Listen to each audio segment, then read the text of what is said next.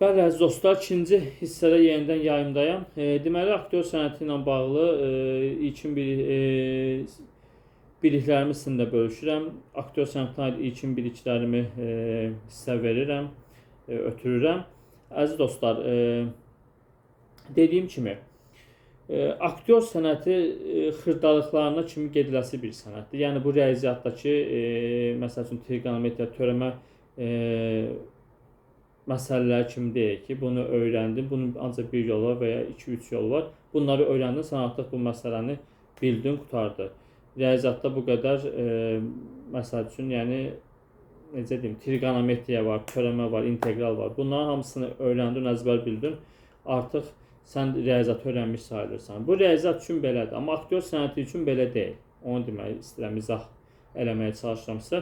Əziz dostlar, məsələn, baxın, mənim aktyorluqla bağlı sertifikatım var, diplomum var. Əvvəl də sizə göstərmişdim, baxın.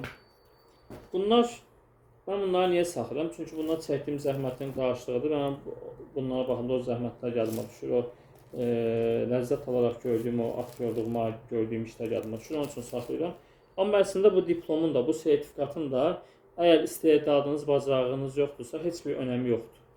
Yəni, bəlkə də aktyor bu sahədə dünyadakı yeganə sənətdir. Aktyorluq elə bir sahədir ki, məsəl üçün, siz hər hansı bir işdə işləyəndə 65 yaşınızda, məsəl üçün, pensiyaya çıxacaqsınız. İdman növündə isə daha da erkən pensiyaya çıxacaqsınız da, artıq idman üçün gümrah bədən lazımdır. Bir yaşdan sonra onu eləmək olmur. Digər sahələrdə də 65 yaşda pensiyaya çıxacaqsınız, artıq çalışmayacaqsınız. Sadəcə pensiya müavinət alacaqsınız, amma məsələn, aktyorluq sənətində elə bir şey yoxdur. Aktyor 5 yaşında da aktyorluq eləyə bilər, 10 yaşında da, 20, 30, 65, 70 yaşında da, 80 yaşında da. Yəni, aktyorluq heç vaxt təqaüdə çıxmayan bir sahədir, təqaüdə çıxılmayan bir sahədir. Aktyor oynayan rollarını artıq bezər bu sənətdən, bir daha aktyorluq eləmək istəməz, gedər, deyər ki, açıqlayar, deyər ki, mən artıq olmayacam bu sahədə, bu sənətdə. Ondan sonra əlbəttə ki,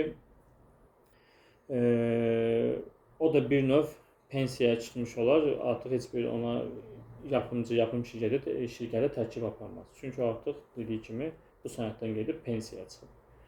Sözün digər mənasında. Yəni, əziz dostlar, aktyor sənəti gözəl bir sənətdir, amma dediyim kimi, bir daha təkrar edirəm, həqiqətən bu sənətə gəlmək istəyirsiniz. Özünüzə bunu ilk başlanğıcda mütləq sual verməlisiniz. Və bundan əlavə, aktyor sənətinə gəlmək istəyən yeni tələbələrdə, belə deyim, sırf onlarla, təkcə onlarla yox, onların valideynləri ilə də danışmaq önəmlidir. Çünki, əziz dostlar, başımdan keçən bir məsələni sizə də danışmaq istəyirəm. Mən bir yerdə müəllimlik edirdim. Nəsə, deməli, burada uşaqlar gəlirdi. Uşaqlar da yaşca böyük olan da var idi, balaca olan da. Orta yaşlı bir uşaq var idi, bir 14-15 yaşında uşaq, qız uşağı. Məsələn, bununla bir səhnə qururdu. Mən uşaqların hamısına tapşırıq vermişdim. Evet ki, belə bir səhnəni canlandırın xəyalınızda və oynayın. Gəlin sonra da burada onu mənə göstərin, görün necə alınıb.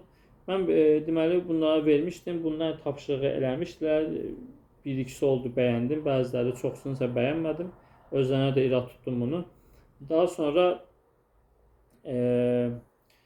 əziz dostlar, mən ağlıma belə bir səhnə gəldi, başqa bir səhnə gəldi. Dedim, mən bunları sizlə oynayacağım, bir hamınızdan. Görüm, nə reaksiya verirsə, duyğunuz necədir. Əziz dostlar, sizə həm o dediyim o qıza gəldi, o 14-15 yaşı olan qıza. Mən deməli, qızın atası rolundayım, o da mənim qızımdır və mən ən axırda ona sağlıram, onu öpürəm. Əlbəttə ki, mən üzündən öpdüm və saçından öpdüm bu hissəsindən. Nəsə, deməli, qızın bacısı da bunu telefona çəkib, gedib anasına göstərib. Anası gedib məni, orada işləyən bir nəfər vardı, ona şikayət edib ki, bu nədir, öpmək falan. Əziz dostlar, dediyim kimi, mən orada o qızın atası olmalıyım. Mən normalda qızımı, öz qızımı da üzündən, sonra saçından, başından öpə bilərəm. Niyə görə? Mən onun atasıyam. Mən o qızın dodağından öpmədim ki, mən onun üzündən öpdüm, saçından öpdüm. Yəni, bir atanın öz qızını necə öpəcəyi formada öpdüm də mən o qızı. Bu amma şişirdildi, mənim haqqımda gəlib şikayət olundu falan. Əlbəttə ki, oradan bu şikayətdən bir şey çıxmadı, onsuz da çıxa da bilməzdi. Burada problem günah valideynin özündə idi. Yəni sən bu sənəti öyrənmək üçün öz qızını da göndərmisənsə, nədir ki bu? Mən sırf o qızın üzündən öpmüşəm, saçından öpmüşəm, buna görə sən narahat olsan, özünə yaraşdırmırsan. Yəni sənin çestivə deyər, sənə pis təsir edir. Onu həzm edə bilmirsən. Əziz dostlar, həqiqətən yəni sırf bu aktyor sənətinə yeni tələbələr qəbul edəndə balaca uşaqlar sırf həmin o uşaqlar deyil, o uşaqlardan əvvəl ilk öncə onların valideynlərini bu barədə maarifləndirmək lazımdır. Onlarla danışmaq lazımdır. Yəni deyirlər ki, hə, uşağımızı göndərək, uşağımız öyrənsin, aktyor olsun. Amma belə bir səhnədə artıq səslərinə dair həzm edə bilmirlər. Özlərinə pis gəlir. Yəni həqiqətən mən onda çox belə təəccüblənmişdim.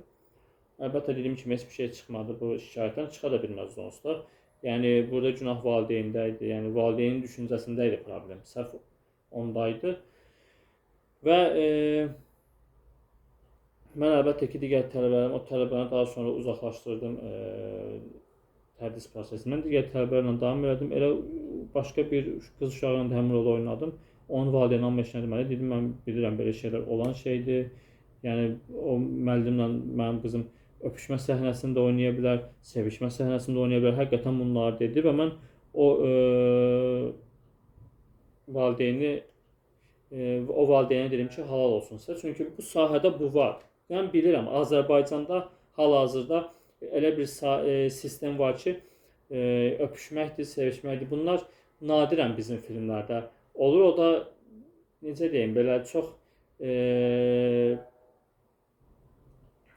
qısa formada və çox gözə dəyməyəcək formada olur. Yəni açıq-aşkar olmur. Amma əziz dostlar, qabaqda bu mən bilirəm ki, olacaq. Qabaqda artıq bizim ölkədəki filmlərdə, seriallarda da, tamaşalarda da belə hallar yaşanacaq. Yəni dediyim kimi, mən ölkədəki hal-hazırdakı vəziyyəti bilirəm, amma fikirləşirəm ki, bilirəm ki, gələcəkdə artıq bizdə də belə hallar baş verəcək. Öpüşmədir, sevişmədir, yataq səhnələrdir, bunlar olacaq. Və aktyor sənətində də əslində bunlar var. Və əgər, belə deyim də, sən uşağını özün bura göndərirsənsə və ya sən öz yoldaşının bu sahəyə getməyinə razısansa, artıq daha sonra belə səhnələr gəldiyində sən bunu etiraz edə bilmərsən. Çünki bunu əvvəldən sən icazə vermirsən, hə demirsən. Yəni artıq sonradan yox, mən belə nəzərdə tutmamışdım, yox belə şey olsun istəmirəm demək doğru deyil. Əziz dostlarım mənim, dediyim kimi, aktyor sənətində bir də önəmli olan şeylərdən biri nədir? Diksiya. Məsəl üçün, fikir verirsə mənim diksiyama, məsəl üçün, c demirəm. Məsəl üçün, necəsən, nə üçün demirəm. Məsələn, necəsən, nə üçün deyirəm. Mən belə necəsən, nə üçün, belə sözlər eşidəndə, o c ilə ç-nı, ç kimi eşidəndə mənim ətlərim biz-biz olur. Əvvəllər əlbəttə ki, mən də belə danışırdım. Amma sonradan öyrəndim və texnikalarla hamısını sizə öyrədib göstərəcəm. Və daha sonra artıq qıraqda kimsə belə sözlər işlədəndə tüklərim biz-biz olur. Yəni, sadəcə bu deyil. Aktyor vulqarizm sözlərinə diqqət eləməlidir, bu sözləri işlətməməlidir. Aktyorun danışıq tərzi ən səlis, ən mükəmməl şəkildə olmalıdır. Məsəl üçün, biz deyirik ki,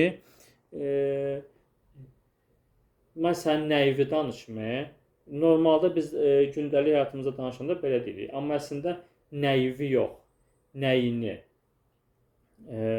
Yəni, bu cür şeylərə diqqət yetirməliyik mütləq.